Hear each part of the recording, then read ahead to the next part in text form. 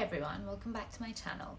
Now this week's topic is something that I feel that since I turned about 21 has been the topic of conversation somewhere within my family, within my community, amongst my friends, and is marriage and the pressures that society, our communities and our families put on us about getting married.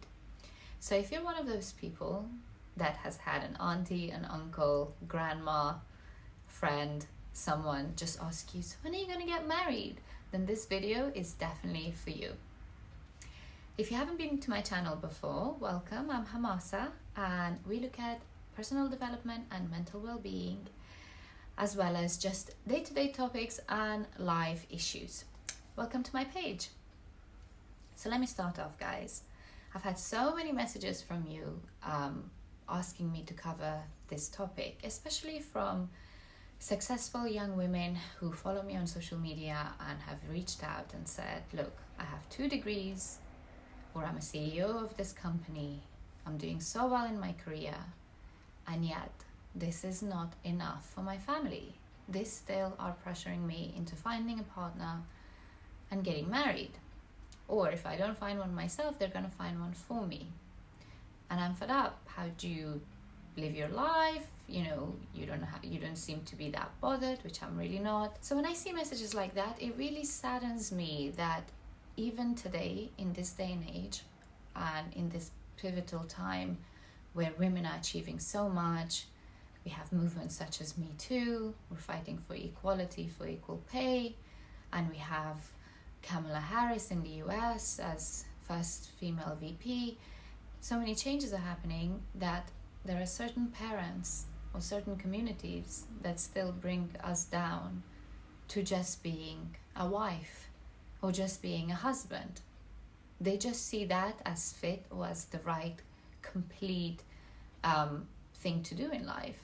And it's very saddening to be in that position. So let's break it down and look at why our parents are so keen for us to get married and get married at a younger age, or just finding a life partner.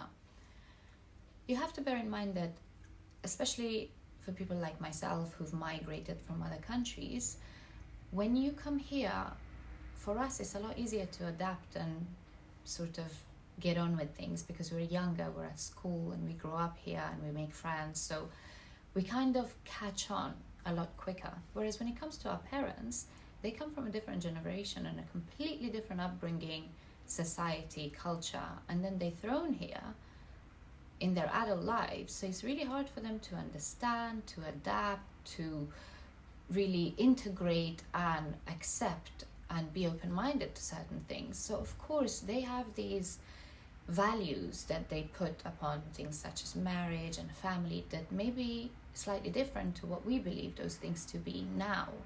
So for them, being married back in Afghanistan, where my parents are from, is a form of security and safety. So if you marry off your child, be it a guy or a daughter or a son, to a good family, to someone who is kind, nice, caring, and would make a good life partner for you, then you know that your daughter or your son, your child, is taken care of for the rest of their lives. And so they'll be fed, they'll be warm, they'll be housed. And so you've done your job as a parent to make sure that they're taken care of for the rest of their lives.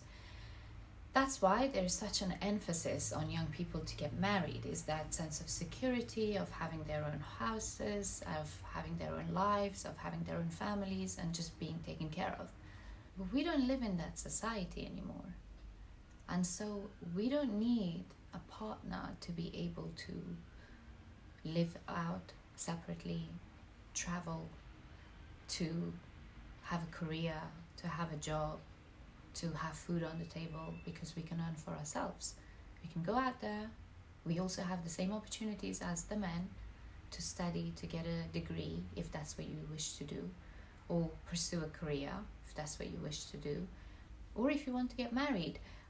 It's very down to the individual and to the person. So those pressures of, if you're not married, you're not going to have food to eat when your parents are not around, because as a woman, you don't have the opportunity to get a job to earn for yourself and feed yourself. So you need someone to do that for you.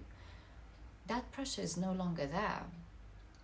So I think what our parents worry about us when we rebel when it comes to marriage is that we say things like, I don't want to get married. Marriage is not for me.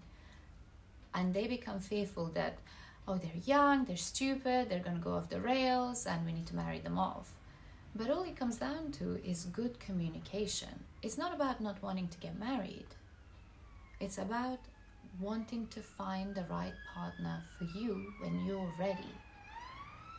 If you're a young person and you're married and you're happy, then good for you, because different things work for different people. What works for me doesn't mean will work for you guys, and vice versa. So it doesn't mean that if I choose not to be married at a younger age, that's necessarily the right thing for everybody. One of my best friends from university, who graduated from university with me and within 2 years found her life partner, got married, they now have a beautiful baby girl, and they make it look so easy, and it's just right and it's perfect for her.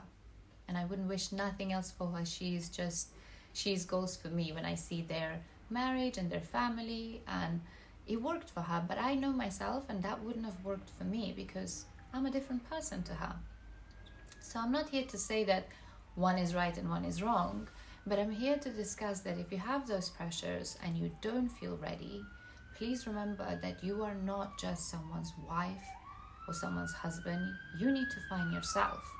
Now, you need to communicate this to your family for them to back off. First thing to remember is that the only people that you should be concerned about is not the community, it's not the aunties and uncles, it's just your parents. They are the ones who have direct effect in your life. They are the ones who you should really try and get on your side or make understand or convince. Because once you have their backing, no one else can really say anything to you. Because if anyone comes up to you and says, why aren't you married, and da-da-da-da, you should just turn around and say, well, my parents don't have a problem with it. How is this your concern? It's nothing to do with you. My parents are okay with it. If your parents don't have that and they jump in with the auntie and then continue the conversation, they're like, yeah, she should get married, then it puts you in a position where you're kind of fighting on your own. So you need to make sure that you make your parents understand why marriage is not for you right now, or you're choosing to stay single. So if you look at Erik Erikson's charts, I'm just going to throw that out there. He's one of the fathers of psychology, a very well-established guy, and he explained that there are different phases in our development. When you're a child, you go through trust and mistrust. So as a baby, you figure out who's safe and who's not. But from the ages of about 18 to 40, you fall under this category of isolation versus intimacy, which means that it's okay for you to be single and it's totally okay for you to be married. It's the stage of you finding yourself, your likes and dislikes, and just figuring yourself out. So if you're choosing to do that with a partner that works for you, then that's great. But if you're still in this stage where you're still finding yourself and you want to explore the world and you want to figure out your likes and dislikes, your career path, that's absolutely okay to do that. So it's not about not wanting to get married, which is what your parents fear. It's more to do with wanting to wait until you're ready and until you find a life partner for yourself that you feel is at your level. Because if you take the time to find yourself, figure things out, develop your personality, your hobbies and things, you are then a content, complete, self-loving individual. And therefore, the partners that you will attract would be on your level, which means it's two healthy people making a relationship. But if you're doing it to escape your parents' house because you want freedom and you think that getting married is your escape, or that, oh, he will fix my problems or she will make me feel better, then all you're doing is putting yourself in a position where you're settling, or you're doing it for the wrong reasons, and in due time those cracks will start showing. So Remember, marriage is the only thing that you get a certificate for before the test has even begun. So when you make a decision, make sure that it's a wise one, because you are then left with dealing with it for the rest of your life. And divorce is expensive, so you don't want to be in position to rush the decision, settle, or do it because other people are telling you to, due to the society pressures or other people's pressures. You do it, and then you're unhappy, and then you are left to pick up the pieces, because those people, even if they're your parents, will not be in your matrimonial home. It'll be between you and your husband, and you did it to keep your parents happy, and now you are left to pick up the pieces, dealing with an unhappy marriage. So that's why it's really important that the decision needs to come from you, and it needs to happen for the right reasons at the right time, not because you're getting pressured into it.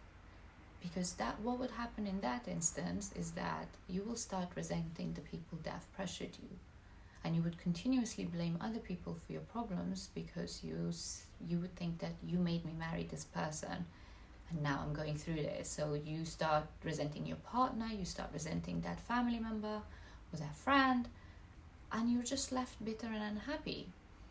So you'd rather take that time to self-develop, figure yourself out, know your likes and dislikes, and then sift through the bullshit when you meet someone and see who's genuinely right for you as a life partner, without the pressures of doing it to please other people.